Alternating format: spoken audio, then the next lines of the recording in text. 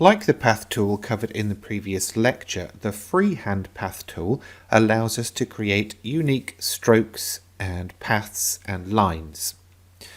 There are some slight differences though, and I will show you these now.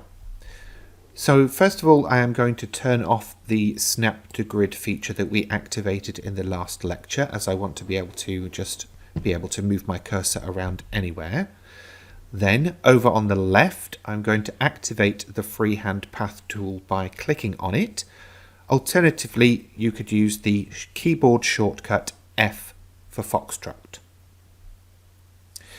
To begin the line, you would click the left mouse button, but this time you will hold it down and drag your cursor around, and that will basically leave a trail behind, which will become your line.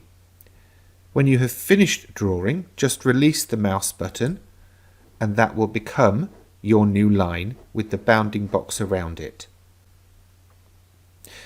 There is some smoothing that takes place, but obviously generally the line follows where you placed your cursor. So basically you click and drag and release. Click, drag and release. If you have a pen tool attached to your device, you could perhaps use this in order to create freehand writing. I'm just using my mouse here to draw the word hello. And it will be all in one stroke, so you could actually use this to draw out with your machine using the pen attachment. Not too sure about this last letter, but you know, with practice I would get better hopefully.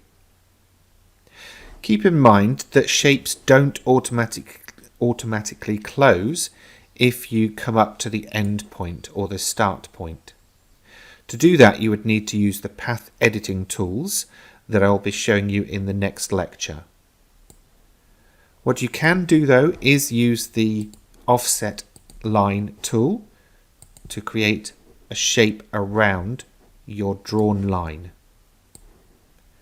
So there's just a few ideas of how to use the Freehand path tool. How you would use it and when you would use it is entirely up to you and the project you are working on.